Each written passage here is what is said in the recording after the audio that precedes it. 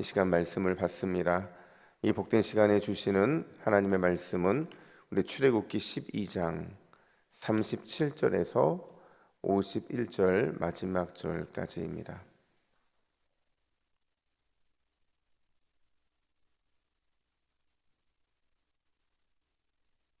출애굽기 12장 37절부터 51절 그날을 잊지 말라라는 제목으로 오늘 말씀을 받습니다. 우리 한 절씩 교독해야겠습니다. 이스라엘 자손이 라암셋을 떠나서 숫곳에 이르니 유아외에 보행하는 장정이 60만 가량이라.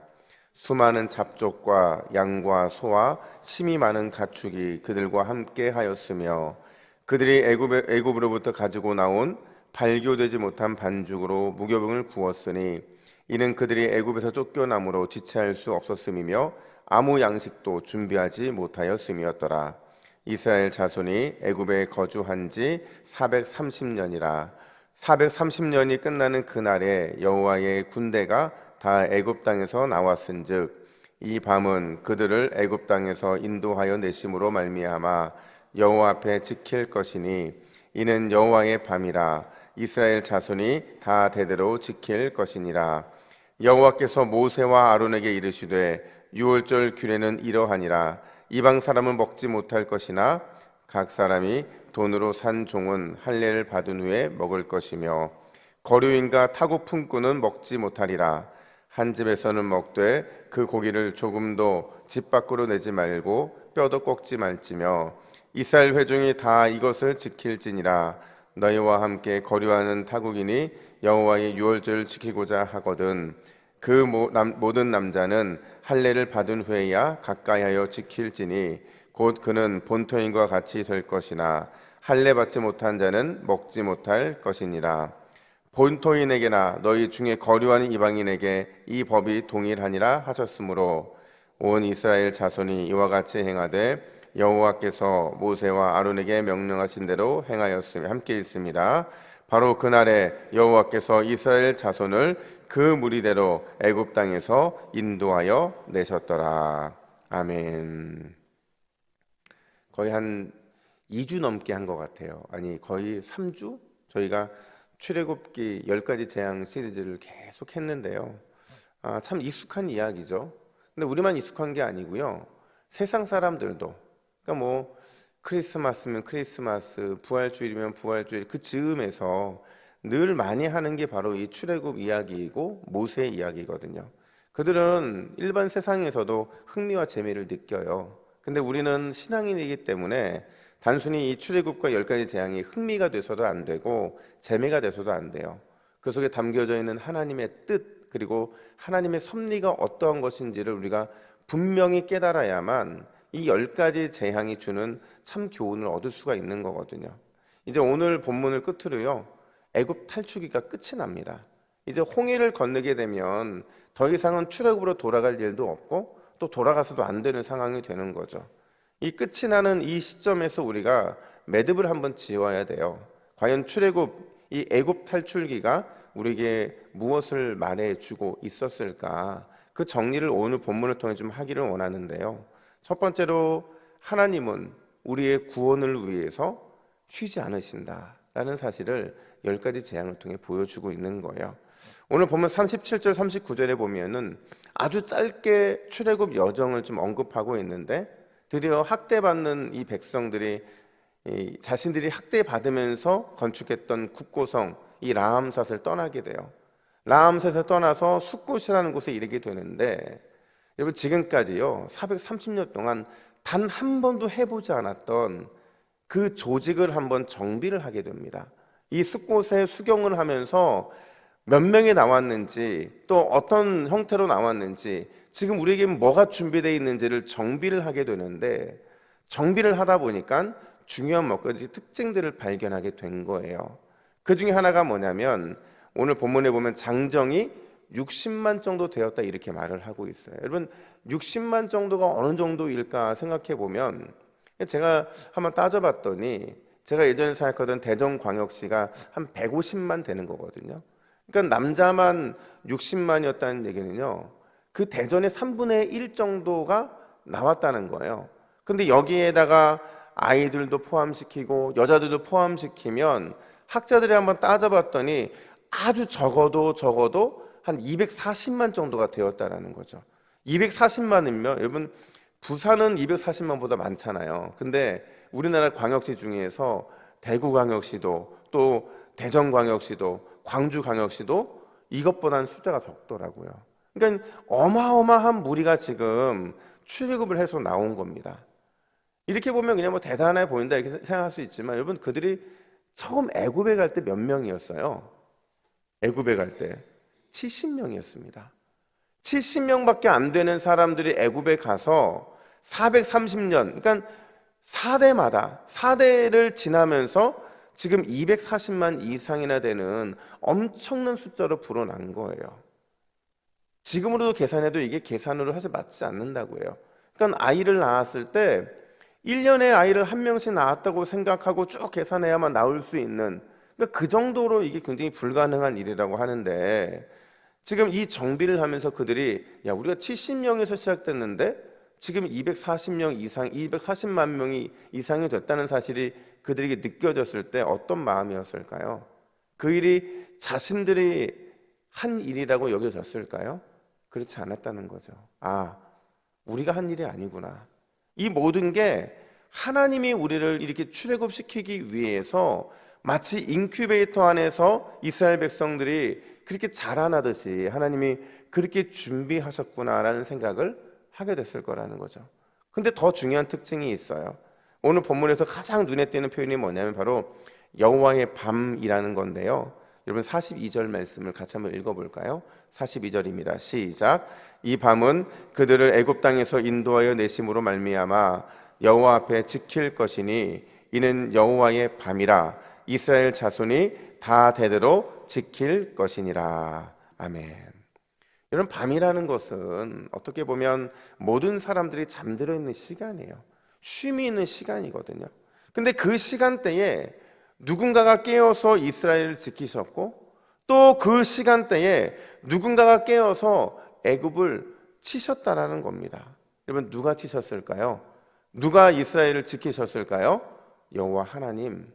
그 여호와 하나님께서 모두가 잠들어 있는 바로 그 시간대에 깨어서 누군가는 지키시고 누군가는 치신 거예요.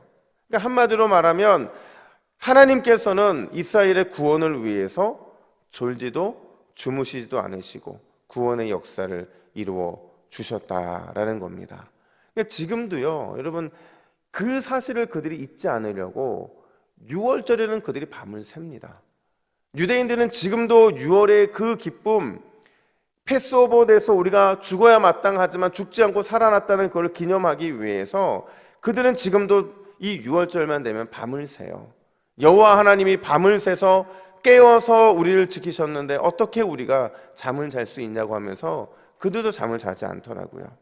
사랑하는 여러분, 우리 하나님은 여전히 우리를 위해 쉬지 않으시는 줄로 믿습니다. 우리는 피곤해서 잠이 빠져들 수 있어요. 저도 기도하다가 잠이 잘 때도 있고 또 어느 때는 정말 낙심해서 무너진 마음으로 살아갈 때도 있거든요. 근데 우리 하나님은 피곤하지도 않으시고 낙심하지도 않으세요. 우리의 작은 모습, 우리의 연약한 모습 때문에 실망하지도 않으세요. 그분은 여전히 변함없이 우리의 구원을 위해서 지키시고 우리를 인도하시기 위해 깨어 일하고 계신다는 사실을 이 새벽에 기억하시길 간절히 부탁합니다. 여러분 어떤 신학자가 이런 얘기를 하더라고요. 하나님은 이스라엘을 위해서 그 밤에 철야하셨다 이렇게 말을 해요. 하나님께서는 이스라엘을 위해서 그 밤에 철야하셨대요. 하나님께서는 이 새벽에 우리를 위해 철야하시고 우리와 함께 동행해 주시는 줄로 믿습니다. 이스라엘을 위해 철야하셨던 그 하나님께서 오늘 이 새벽에 깨어 우리의 기도에 신실하게 응답하실 것을 기대하고 우리가 기도함으로 나아가는 저와 여러분 되기를 간절히 축복합니다. 두 번째로 오늘 내용은 그 내용이에요. 방종하지 말고 항상 겸손해야 한다는 그 음성, 그 주님의 음성을 들으라 이렇게 말씀하시는 거예요. 여러분 오늘 우리가 이 12장을 벌써 이번 주에만 4일 동안 했거든요. 이 12장 전체는요 아주 독특한 구조로 되어 있어요. 왜냐하면 아무리 강조돼도 이렇게 강조될 수가 없는데 1절부터 28절에 보면 유월절과 무교절에서 얘기를 합니다. 그리고 나서 29절부터 42절에 걸쳐서 출애굽하는 사건이 등장을 해요. 그리고 또 이어서 43절부터 51절까지 다시 유월절 이야기를 합니다. 여러분, 중간에 뭐가 껴있는 거예요? 출애굽 사건이 껴있는데 양쪽이 뭐가 돼 있는 거예요? 유월절 얘기가 진행되고 있는 거예요. 유월절 사이에 출애굽 이 사건을 끼워 넣은 겁니다. 왜 이걸 넣었을까? 너희의 출애굽이, 너희가 애굽에서 나온 사건이 내가 한 거라는 거예요. 내가 너희를 위해 행한 것이기 때문에 방종하지 말고 항상 겸손하라는 그 메시지를 주고 계신 거라는 거죠. 여러분 한번 생각해 보세요. 만약에 하나님께서 출애굽을 하고 나서 유월절 구원의 은혜를 말씀하시거나 아니면 유월절과 상관없이 출애굽만 시키셨다고 한다면 아마 이스라엘 백성들의 마음은 좀 쉽게 변했을 거예요. 그렇지 않아도 쉽게 변하는 민족인데 너무 쉽게 변했을 거예요. 하나님의 구원의 역사에 대한 감격은 점점 사라지게 될 것이고 우연히 출애굽이 됐다고 이렇게 생각할 정도로 그들의 마음은 아마 바로처럼 강팍했을 겁니다. 심지어 어떤 사람들은 갑자기 찾아온 자유로 인해서 방종했을 거라는 거죠. 우리 주님은 그걸 보셨던 거예요. 내가 6월절 그 구속의 은혜의 역사를 통해 너희를 구원해냈기 때문에 이게 바로 출애굽의 가장 중요한 핵심이라는 걸 보여주지 않았다면 그들이 얼마나 은혜를 쉽게 잃어버리고 얼마나 감사를 쉽게 잃어버리고 얼마나 하나님의 사랑을 쉽게 잊을 수 있는 존재인지를 주님은 너무도 잘 알고 계셨다라는 거죠. 여러분, 이게 어디 사투리인지는 모르겠어요. 보통 깨춤 추지 말라 이런 사투리 아세요, 여러분 혹시? 이게 어디 사투리예요? 이 경상도 사투리 맞나요? 왜냐면 경상도 분들이 그 말을 제일 많이 사용하시더라고요. 근데 여러분, 깨춤 추지 말라는 말이 왜 나왔냐면요, 여러분, 깨가 이렇게 볶아질 때 톡톡 튀잖아요. 그러니까 때로는 바깥으로 나가기도 하는데 보통 우리 인생이 언제 깨춤을 추는 줄 아세요? 뭔가 잘했으면, 뭔가 성과가 있으면, 뭔가 이렇게 좋은 일이 있으면 기분에 막 들떠서 깨춤을 추는 거거든요. 근데 이스라엘 백성들도 그 깨춤을 출 수 있었다는 거예요.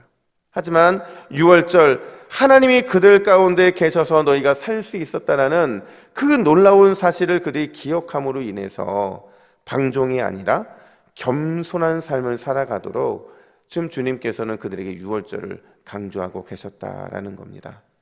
어떤 목사님이요, 신방을 하면서 늘 그런 답답함이 있으셨대요. 그 목사님은 100년 넘는 교회를 섬기시는 목사님이셨는데 늘 신방 때마다 성도님들이 그랬다는 거예요. 목사님 저 때는 늘 그러셨다는 거예요. 이걸 여러분 요즘 아이들의 표현을 뭐라고 하는 줄 아세요? 라떼라고 그래요. 라떼. 또 라떼 하시는구나 이런 말을 하시는데 그 목사님들 그 라떼가 너무 들기 싫었던 거예요.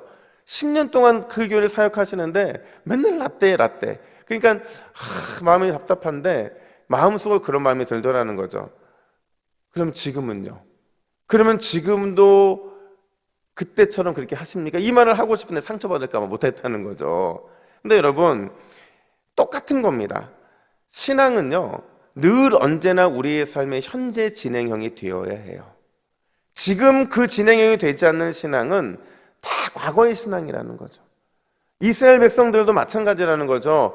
지금 내 앞에서 6월절 그 주님이 우리 안에 계심으로 구원해 주시는 사건이 벌어져야 하고 지금 여전히 주님이 우리를 출애굽시키셔서 모든 죄뿐만 아니라 우리의 삶의 모든 것들도 주님께서 우리를 도우신다라는 그 사건이 날마다 우리의 현장에서 이루어져야만 우리가 더 이상 방종하지 않고 그리고 날마다 하나님의 그 구원의 역사 앞에 감격하며 감사할 수 있다는 거예요. 그래서 우리의 삶의 이 출애굽 사건은 반드시 6월절의 역사를 잊지 말아야 된다는 것을 강조해 주고 있는 거죠. 그래서 오늘 본문 읽으면서 그런 생각 안 드셨어요? 그 밤에 그날에 이 표현이 굉장히 많이 등장을 합니다. 그날에 그 밤에 주님이 이루셨던 그 역할, 그 놀라운 은혜, 그 놀라운 하나님의 일하심을 잊게 되면 우리의 신앙은 언제든지 바로처럼, 우리의 신앙은 언제든지 광야에 있는 이스라엘 백성처럼 그렇게 변할 수 있다는 거예요. 오늘 이 출애굽 탈출기를 마무리하면서 51절은 이렇게 또 마무리를 해요. 우리 51절 같이 있습니다. 시작. 바로 그날에 여호와께서 이스라엘 자손을 그 무리대로 애굽 땅에서 인도하여 내셨더라. 아멘. 저는 이 말씀이 설교를 준비하는 내내 이렇게 들려지더라고요. 바로 그 새벽에, 오늘이죠, 여호와께서 동부교회 성도님들을 그 무리대로 애굽 땅에서 인도하여 내셨더라. 우리 인생에 어떤 출애굽해야 될 수많은 것들이 있다고 한다면 주님께서 여러분들을 반드시 출애굽의 구원의 역사로 인도하시고 우리가 바로 이 새벽을 잊지 않는 놀라운 은혜의 새벽이 되기를 간절히 축복합니다. 여러분 기억하세요. 오늘 기도하실 때 우리의 한 손에는 여전히 쉬지 않고 일하시는 하나님이 우리 안에 있어야 돼요. 그리고 다른 한 손에는 그 하나님의 은혜 때문에 우리가 출애굽했습니다라고 고백할 수 있는 그 겸손이 또 한 손에 있어야 될 줄로 믿습니다. 이 두 손으로 기도할 때 하나님께서 오늘 이 새벽 주님께서 여러분들을 더 놀라운 출애굽으로 인도해 주실 줄로 믿습니다. 우리 함께 이렇게 기도합시다. 우리 화면 보시고 같이 말씀 있습니다. 주여, 가장 어두운 밤에도 쉬지 않고 깨어 일하시는 하나님이 계심으로 인해 감사하게 하옵소서. 6월절 구원의 역사가 나를 위한 것임을 잊지 않게 하시고 늘 겸손 또 겸손히 주님만 섬기게 하옵소서. 아멘. 함께 기도하겠습니다. 하나님 아버지, 은혜와 사랑을 감사합니다. 이스라엘 구원의 역사가 수천 년 전의 일이지만 여전히 우리는 출애굽, 애굽을 탈출하는 일이 우리의 삶에도 필요한 것임을 고백합니다. 우리가 어떤 상황과 어떤 어려움 가운데 있다 할지라도 우리에게 필요한 출애굽 반드시 주님의 능력 가운데 나오게 될 줄로 믿습니다. 하나님, 우리 한 손에 여전히 쉬지 않고 일하시는 하나님에 대한 굳건한 믿음이 있게 하여 주시고 하나님이 하셨다라는 믿음을 가지고 오늘 이 새벽에도 겸손히 주님만을 구할 수 있도록 인도하여 주시옵소서. 감사드리며 예수님의 이름으로 기도하옵나이다. 아멘.